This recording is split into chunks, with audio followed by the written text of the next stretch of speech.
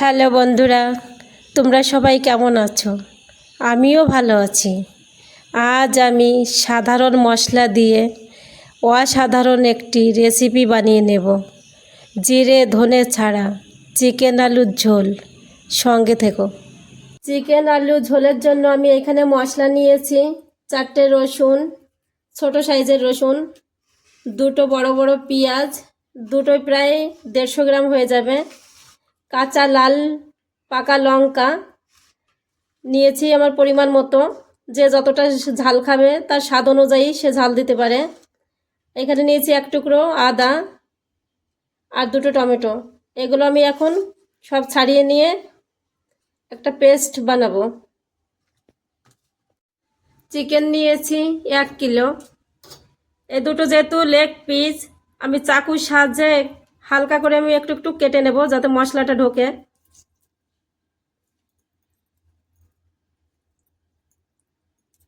দুটোই কেটে নেব।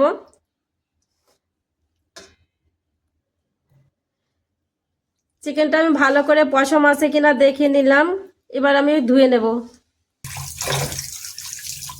সুন্দর করে আমি ধুয়ে নিচ্ছি। চিকেন থেকে দেখো আমি ভালো করে জলটা ঝরিয়ে নিয়েছি। এবার আমি এইখানে চিকেনটাকে লবণ, হলুদ আর কাশ্মীরি লঙ্কা দিয়ে একটু মাখিয়ে নেব। দিয়ে দিচ্ছি লবণ পরিমাণ মতো, হলুদ,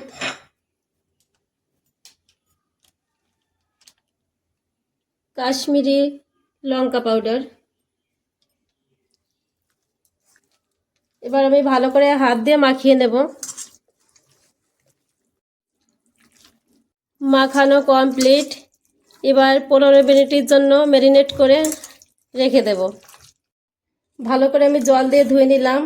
এখানে আদা, রসুন আর কাঁচা লঙ্কা, 3টে মশলাই একই সঙ্গে আমি মিশিয়ে একটা পেস্ট বানিয়ে নিচ্ছি। আলু আগের থেকে আমি কেটে ধুয়ে রেখে দিয়েছিলাম। এখানে আমি এখন আলুগুলো ভেজে নেব। কড়াই গরম হয়েছে, এখন আমি কড়াইতে সর্ষের তেল দিয়ে দিচ্ছি। তেলটা গরম হয়ে গেছে, এবারে ভালো করে মিশিয়ে নিতে হবে। এবার হালকা করে একটু লবণ দিতে হবে যাতে আলু দেওয়ার পরে তেলটা না ছেটে। এবার আমি আলুগুলো দিয়ে দিচ্ছি। মানে হলুদ দিয়ে দিচ্ছি। হলুদটা দেওয়ার পরে ভালো করে এবারে মিশিয়ে, আলু ভাজি হয়ে গেছে, দেখো কি সুন্দর হয়েছে লাল লাল। এখন আমি আলুটা নামিয়ে নিচ্ছি। চিকেন আলুর ঝোল বানানোর জন্য আমি ফোড়নে দিচ্ছি 2টো তেজপাতা, 4টে শুকনো লঙ্কা, গোটা গরম মশলা আর গোটা জিরে। আলু ভাজার তেলেই আমি ফোড়নটা দিয়ে দিলাম। দেখো কি সুন্দর হয়েছে, জিরেটা হালকা লাল হয়েছে, লঙ্কাগুলো লাল হয়েছে। এবার আমি পেঁয়াজ কুচিটা দিয়ে দেবো।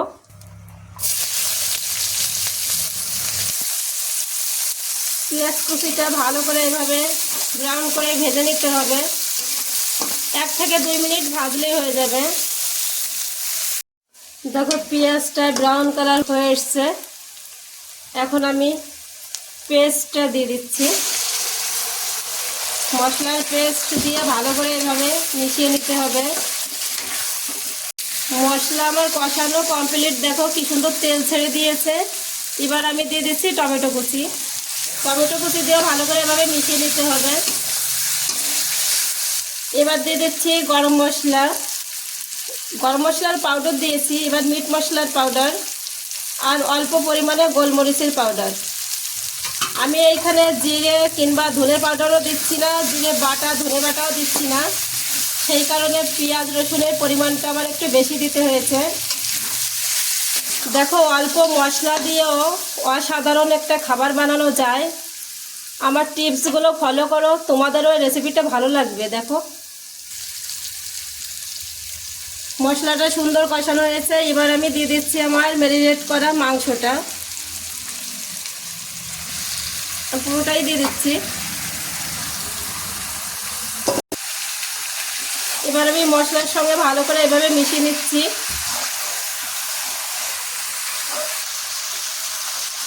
এখন আমি দিয়ে দেবো লবণ। ম্যারিনেট করার সময় আমি লবণ দিয়েছিলাম, সেই কারণে আমি অল্প লবণ দিচ্ছি। আর অল্প হলুদ। এবার 2 চামচ সরষের তেল উপর দিয়ে ছড়িয়ে দিচ্ছি।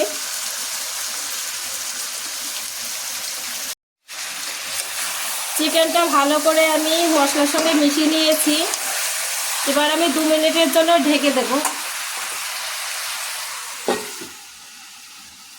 হয়ে গেছে, এবার আমি একটু দেখে নিই।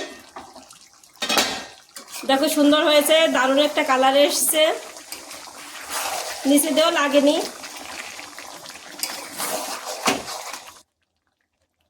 আমি আবার 1 মিনিটের জন্য ঢেকে দিচ্ছি।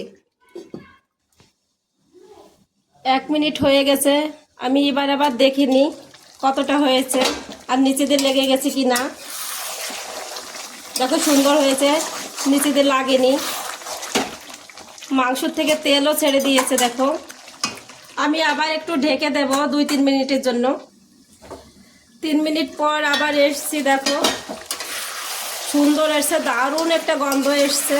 ওয়াও, খেতেও দারুণ। মাংসটা কষানো কমপ্লিট।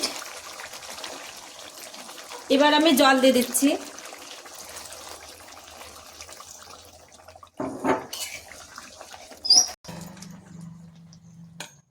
এবার ভেজে রাখা আলুগুলো আমি দিয়ে দিচ্ছি। আমি চিকেনের সঙ্গে আলুটা ভালো করে এভাবে মিশিয়ে নিলাম। সুন্দর করে মিশিয়ে এবার আবার আমি 2 মিনিটের জন্য ঢেকে দেব। দারুণ কালার এসছে।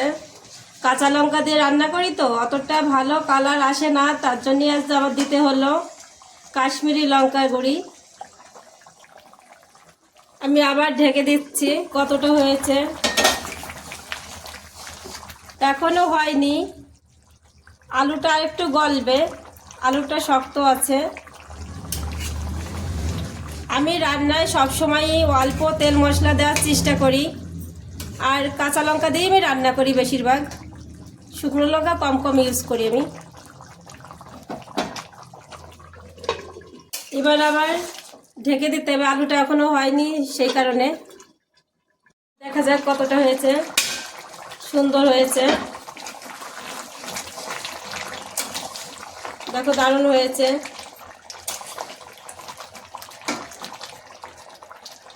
আলুটাও গলে গেছে।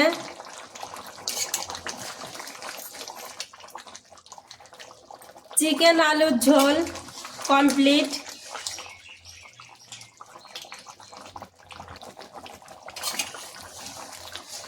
অসাধারণ একটা রেসিপি।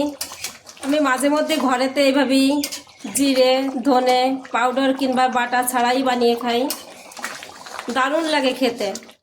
তোমরা অবশ্যই বানিয়ে খেও বাড়িতে, একবার খেলে স্বাদটা পুরো মুখে লেগেই থাকবে।